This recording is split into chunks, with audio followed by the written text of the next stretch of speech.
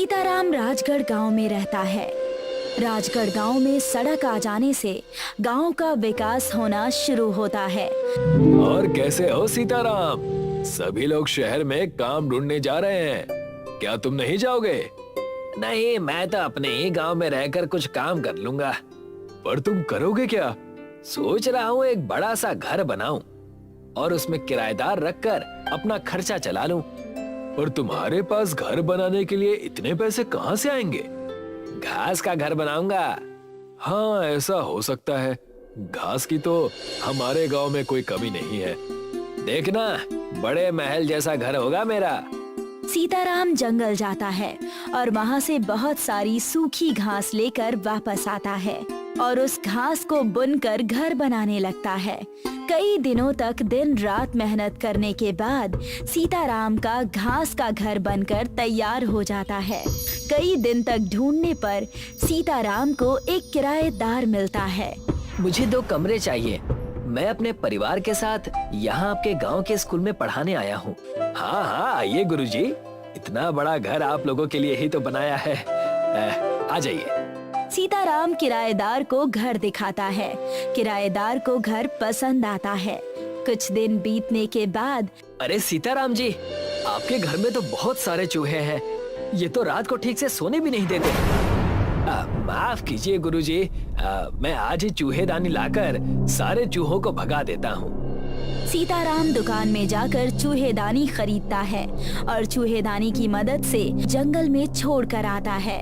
कुछ दिन तक तो किराएदार को कोई भी शिकायत नहीं रहती, पर जैसे ही बारिश का मौसम आता है, बारिश का पानी सीताराम के घास के घर में घुसने लगता है, जिसकी शिकायत लेकर किराएदार फिर से सीताराम के पास आता है। सीताराम जी, अब नई समस्या खड़ी हो गई है। क्या बात है बताइए, आप खुद ही चलकर देख लीजिए। किराएदार सीताराम को अपने कमरे में लेकर जाता है, जहाँ पर छत से बारिश का पानी टपक रहा है। ये देखिए, थोड़ी सी बारिश हुई नहीं कि पानी टपकना शुरू हो गया। अब आप ही बताइए, बारिश के मौसम में तो यहाँ घर के अंदर बाढ़ ही आ जाएगी। माफ कीजिए गुरुजी, मैं इसका कुछ इलाज करता हूँ। सीताराम बाजार से एक बड़ा सा त्रिपाल और ताड़ पत्री खरीद कर लाता है, जिसे वो अपने घर के ऊपर रख देता है। लीजिए गुरुजी, अब आपकी पानी टपकने की समस्या भी खत्म हो गई।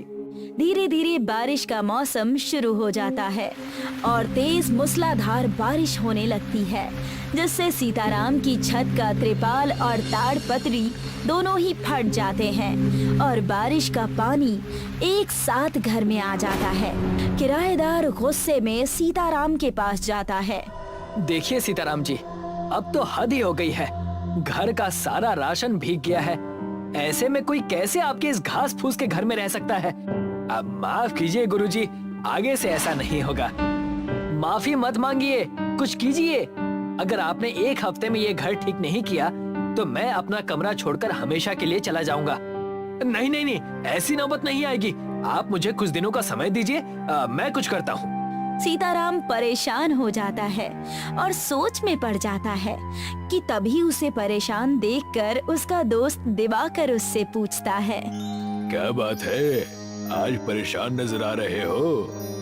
हाँ, बारिश की वजह से घर के अंदर पानी घुस रहा है, जिससे किराएदार ने घर खाली करने के लिए कहा है। अब घास फूस का घर है तो पानी तो घुसेगा ही ना। समझ ही नहीं आ रहा कि क्या करूं। तो कुछ टाट पट्टी या प्लास्टिक की ताड़पत्री लगाकर देखो। वो सब करके भी देख लिया, उनका भी कुछ फायदा नहीं हुआ। ठीक है, अगर तुम्हारी समस्या का कोई हल मिलेगा तो मैं तुम्हें जरूर बताऊंगा। दिवाकर इतना कहकर वहाँ से चला जाता है और सीताराम फिर से सोच में पड़ जाता है कि वो कैसे अपने घर को बारिश में चूने से बचाए। कुछ दिन बीत जाते हैं, पर सीताराम कुछ भी नहीं कर पाता और बारिश का पानी घर में घुसने की वजह से अब किराएदार घर को खाली करने लगता है। गुरुजी, कुछ दिन और रुक जाइए। देखिए सीताराम जी, मैंने आपको 1 हफ्ते का समय दिया था और 10 दिन बीत चुके हैं। आप खुद ही देख लीजिए, घर के अंदर पानी का तालाब बना हुआ है और इस तालाब में मैं अपने बच्चों के साथ कैसे रहूंगा? हे भगवान, बड़ी मुश्किल से तो एक किराएदार मिला था, दूसरा किराएदार कहाँ से ढूंढ कर लाऊंगा? और किराएदार मिल भी गया तो मैं इस टपकती छत का क्या करूँगा? सीताराम बहुत दुखी और निराश हो जाता है कि तभी उसके पास दिवाकर आता है। मुझे तुम्हारी समस्या का समाधान मिल गया है। क्या है? जल्दी से बताओ। दिवाकर सीताराम को एक किताब देता है। इस किताब का मैं क्या करूँगा? जब राम जी और सीता माँ वनवास गए थे तब उन्होंने जंगल में एक जादुई घास के पौधे से घर बनाया था जो कि उन्हें सर्दी गर्मी से बचाता था। और भी कई चमत्कारिक गुण उस घास में हैं। किताब खोलकर देखो, तुम्हें सब पता चल जाएगा। सीताराम किताब खोलकर उस जादुई घास के पौधे को देखता है और खुश हो जाता है। वो किताब को लेकर जंगल में जाता है और जादुई घास को ढूंढने लगता है कि तभी सीताराम के पीछे एक शेर पड़ जाता है। सीताराम शेर से खुद को बचाने के लिए तेजी से दौड़ता है और जाकर एक बहुत गहरे गड्ढे में गिर जाता है। सीताराम जब गड्ढे में थोड़ा आगे चलता है तो वो देखता है कि सामने कुछ चमक रहा है। सीताराम समझ जाता है कि ये वही घास है। जब वो उसके पास जाता है तो उसे वहाँ पर एक वानर दिखाई देता है। तुम्हें क्या चाहिए सीताराम? मुझे ये जादुई घास चाहिए। इसके लिए तुम्हें मेरे 3 प्रश्नों का उत्तर देना होगा। अगर उत्तर सही हुए तो तुम्हें ये जादुई घास मिल जाएगी। हे वानर रूप धारण किए हनुमान जी, आप सवाल पूछिए। राजा राम कितने साल के लिए वनवास गए थे? अब 14 साल के लिए। राजा राम का सबसे बड़ा शत्रु कौन था? अब लंकापति रावण। अब आखिरी प्रश्न, भगवान श्री राम को महापुरुष क्यों कहते हैं? क्योंकि एक राजा होते हुए भी उन्होंने अपने पिता के वचन की लाज रखने के लिए राजघराने को छोड़कर वनवास जाने का निर्णय लिया था। तुमने सभी प्रश्नों के सही उत्तर दिए हैं। तुम जितना चाहे उतना जादुई घास ले जा सकते हो। जय हो सीता मैया की, जय हो रामचंद्र जी की। हे ईश्वर, मुझ गरीब पर अपनी कृपा बनाओ। जय हो प्रभु, आपने अपना चमत्कार दिखा दिया। जय हो सीता मैया, जय हो रामचंद्र जी की। सीताराम जादुई घास का एक बड़ा गड्ढा बनाकर घर ले आता है। सीताराम उस जादुई घास से अपने घर की छत बुनने लगता है। जैसे ही सीताराम उस जादुई घास से अपने घर की छत बनाता है, उसका पूरा घर जादुई घास का महल बन जाता है। अरे वाह सीताराम, ये तो चमत्कार हो गया। ये सब तो प्रभु रामचंद्र जी की कृपा है और तुम्हारी किताब के बताए हुए नुस्खे ने कमाल कर दिया है। बहुत बहुत धन्यवाद दिवाकर। इसमें धन्यवाद की क्या बात है? अगर मुसीबत के समय में एक दोस्त दूसरे के काम नहीं आएगा तो दोस्ती ही क्या। आ जाओ, तुम्हें अंदर से अपना जादुई घास का महल दिखाता हूँ। सीताराम दिवाकर को अपना जादुई महल दिखाने के लिए ले जाता है। जब ये बात किराएदार को पता चलती है कि सीताराम के घास का झोपड़ा जादुई घास का महल बन गया है, तो वो अपना सारा सामान लेकर सीताराम के पास वापस आता है। मुझे माफ कर दीजिए सीताराम जी, मैं आपके घर को छोड़कर चला गया था और ना जाने आपको क्या क्या कह दिया। कोई बात नहीं गुरुजी, उस वक्त मेरे घर की हालत भी ठीक नहीं थी और ऐसे पानी टपकने वाली छत में भला कोई कैसे रहेगा। पर अब मेरा घर बिल्कुल ठीक हो गया है। आप अपने पूरे परिवार के साथ वापस आ सकते हैं। किराएदार अपना सारा सामान और परिवार को लेकर सीताराम के जादुई घास के महल में वापस रहने के लिए आ जाता है। धीरे धीरे सीताराम के जादुई घास के महल के बारे में लोगों को पता चलता है और कुछ नए किराएदार रहने के लिए जादुई घास के महल में आने लगते हैं। एक बार मोहन नाम का एक आदमी अपनी पत्नी और बेटी के साथ मेले से घूमकर वापस घर आ रहे थे। तभी एक दुर्घटना में उसकी पत्नी की मौत हो जाती है। सभी लोग उसे दूसरी शादी करने को बोलते हैं, परंतु मोहन अपनी बेटी के लिए सौतेली माँ नहीं लाना चाहता था। माँ, तुम कहाँ हो? मुझे तुम्हारी याद आती है। माँ, मुझे अच्छा नहीं लगता। पिताजी भी काम पर चले जाते हैं, मेरे पास कोई नहीं रहता। माँ, तुम वापस आ जाओ ना। एक दिन योगिता खाना बना रही थी और तेल उसके ऊपर गिर जाता है और उसका आधा चेहरा जल जाता है। ये देखकर मोहन को बहुत दुख होता है और वो सोचता है, अगर मैं इसके लिए दूसरी माँ ले आया होता तो ना इसे इतनी कम उम्र में खाना बनाना पड़ता और ना ही इसका चेहरा जलता। कुछ दिन बाद मोहन दूसरी शादी कर अपनी दूसरी पत्नी रीना को ले आता है और घर आके, योगिता मेरी बच्ची, देखो मैं तुम्हारे लिए किसे लेकर आया हूँ। योगिता भाग कर आती है और रीना के गले लग जाती है। रीना योगिता का जला चेहरा देखकर डर जाती है और पूछती है, ये इसके चेहरे को क्या हुआ? उसे सारी बात बताता है। ये सब सुनकर रीना अपने कमरे में चली जाती है। रीना स्वभाव से बहुत चंट होती है। वो योगिता को बिल्कुल पसंद नहीं करती है और मोहन के सामने अच्छा बनने का नाटक करती है।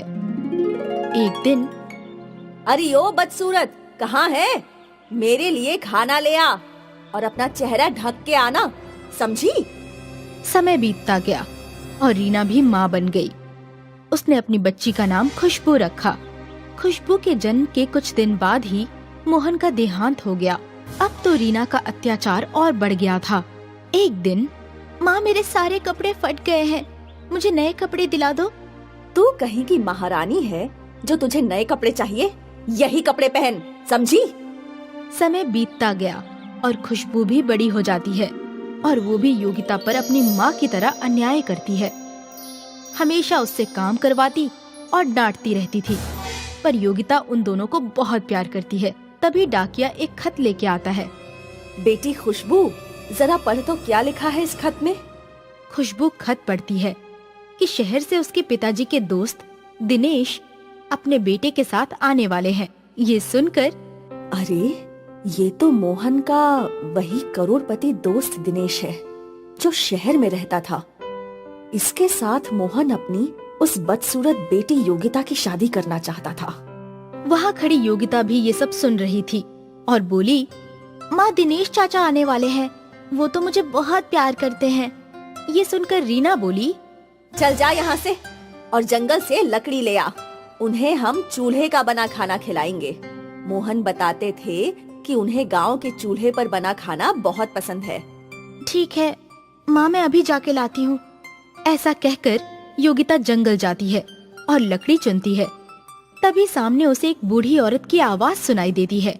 वो बेहोशी की हालत में पानी पानी कह रही थी। योगिता उसके पास जाती है और, क्या हुआ माई, तुम्हें पानी पीना है क्या?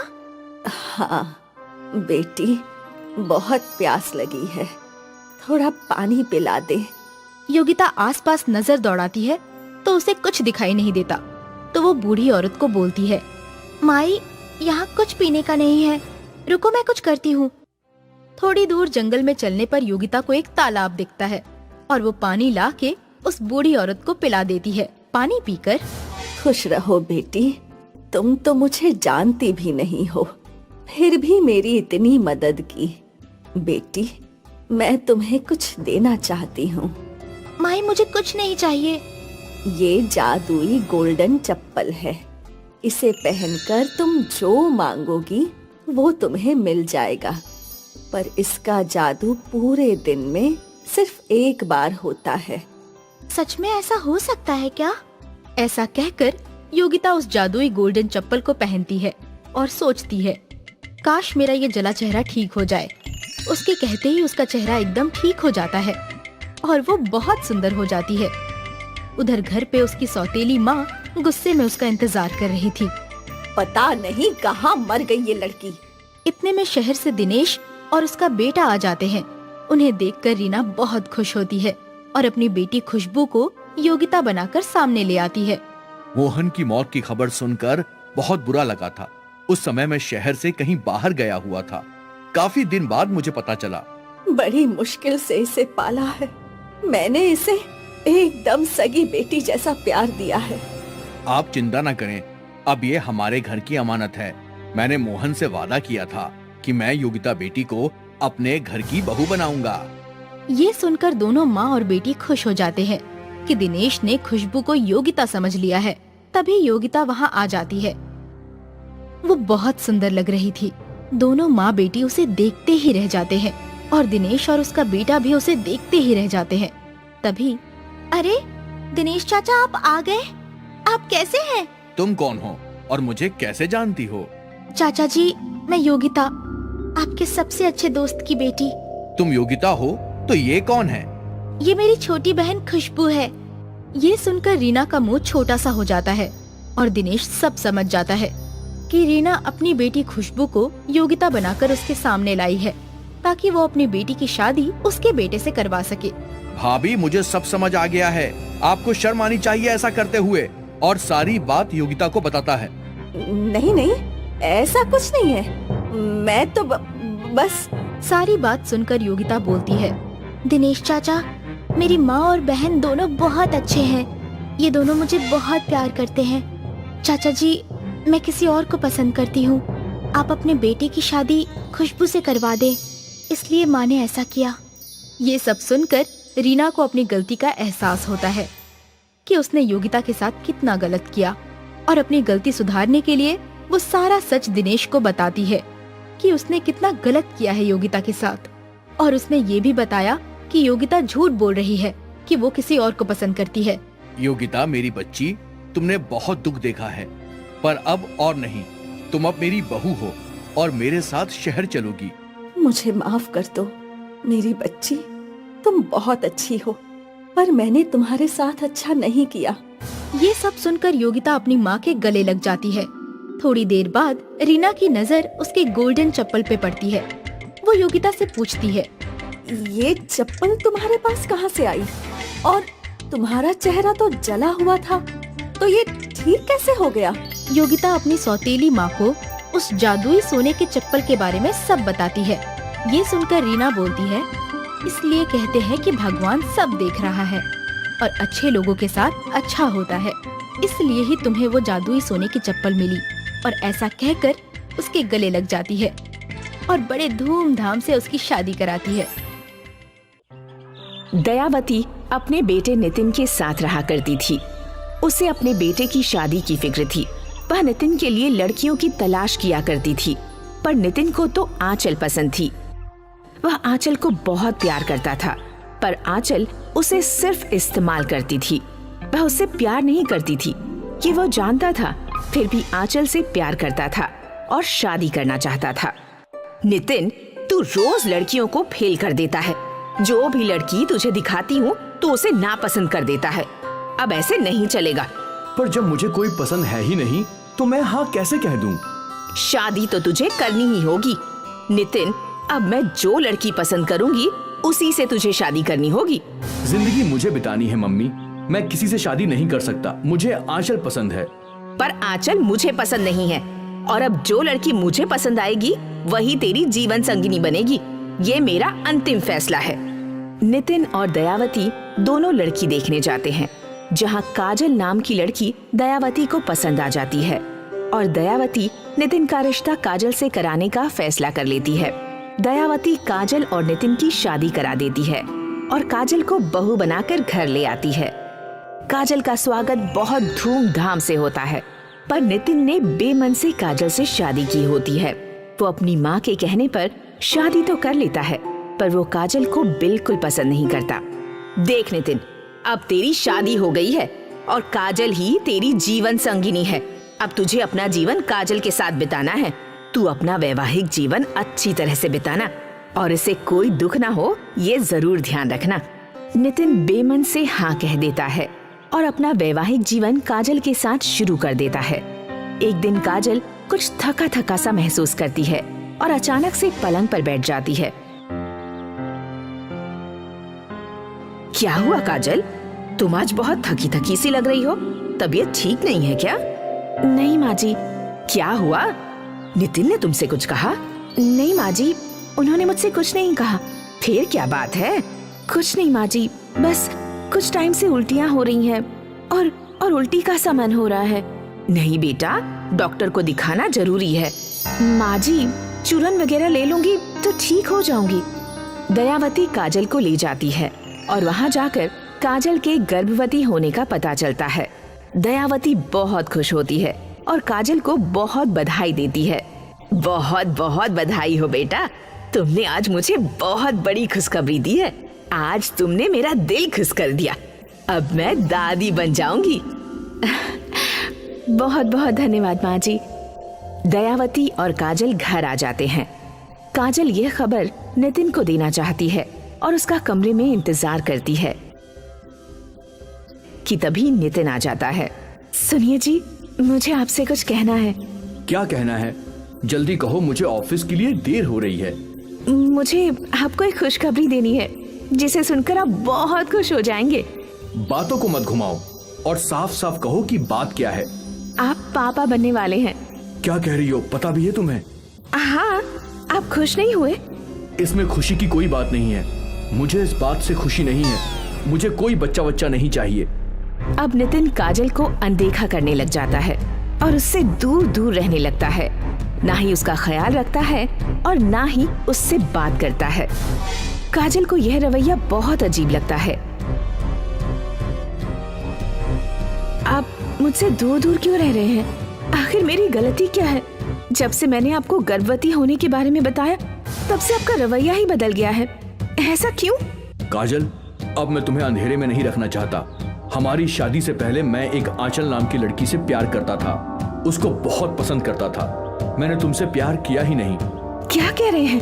अगर आपने मुझसे प्यार नहीं किया तो मुझसे शादी क्यों की? तुम माँ को बहुत पसंद हो। माँ की मर्जी के आगे मेरी नहीं चली। माँ के कहने पर मुझे तुमसे शादी करनी पड़ी, पर आज मैं आंचल को पसंद करता हूँ, तुमको पसंद नहीं करता। काजल के पैरों तले तो जमीन खिसक जाती है और वह बेसुध होकर पलंग पर बैठ जाती है। काजल, तुम अब अपने मायके चली जाओ और अपने बच्चे का ध्यान रखना। मैं तुम्हारे बच्चे को स्वीकार नहीं कर सकता। कल ही आंचल यहाँ रहने आ जाएगी। काजल को कुछ समझ नहीं आ रहा था कि वो क्या करे। नितिन काजल को उसके मायके छोड़ आता है और अगले दिन आंचल आ जाती है। आंचल घर में रहने तो लगती है पर घर परिवार वालों का बिल्कुल ध्यान नहीं रख पाती, जो कि नितिन को पसंद नहीं आता। एक दिन दयावती आंचल से परेशान होकर कहती है, नितिन, ये तुम्हारा फैसला था। मैं इस फैसले में कुछ नहीं कर सकती। पर काजल एक ऐसी लड़की थी जो परिवार के हर सदस्य का बहुत अच्छी तरह से ध्यान रखती थी। काजल सबके साथ घुल मिल गई थी। उसको घर की हर एक चीज की फिक्र रहती थी। पर आंचल तो उससे बिल्कुल विपरीत है। उसे तो सिर्फ अपनी फिक्र रहती है, परिवार की नहीं। हाँ माँ, तुम सही कह रही हो। रात को मैंने एक सपना देखा था जिसमें महावर लगे पैर पीछे की तरफ जा रहे थे। हाँ, सच है। दिवाली का समय चल रहा है और हमारे घर की लक्ष्मी काजल को तूने घर से बाहर निकाल दिया है। हमारे घर की लक्ष्मी काजल है, आंचल नहीं। नितिन सोच ही रहा होता है कि काजल उसका किस तरह से ध्यान रखा करती थी। हमेशा उसकी फिक्र करती थी, पर आंचल ऐसा नहीं करती। एक दिन नितिन आंचल को किसी बात पर डांट देता है तो आंचल घर छोड़कर चली जाती है। नितिन, दिवाली का समय आ रहा है। घर की लक्ष्मी को घर ले आ बेटा, नहीं तो बहुत बुरा होगा। घर की लक्ष्मी दिवाली के वक्त घर से बाहर है, ये अच्छी बात नहीं है। आंचल तुझसे प्यार नहीं करती थी। अगर उसको तुझसे प्यार होता तो वो इस तरह घर छोड़कर नहीं जाती, इस परिवार को अपना मानती। हाँ माँ, मुझे एहसास हो गया है कि काजल के साथ जो हुआ वो गलत हुआ। आज मेरी वजह से वो कितनी दुखी है। मेरी खुशी के लिए वो बिना कुछ कहे अपने मायके चली गई। आज से वही मेरी जीवन संगनी है। मैं आंचल को भूल जाऊंगा और काजल के साथ जीवन व्यतीत करूंगा और उसे हमेशा खुश रखूंगा। नितिन काजल को उसके घर से काजल से माफी मांगकर ले आता है। दोनों में सुलह हो जाती है। दिवाली के दिन काजल अपने घर आकर दिवाली मनाती है। अब दोनों को आपस में कोई शिकायत नहीं होती और नितिन काजल से प्यार करने लगता है और उसका बहुत ध्यान रखता है।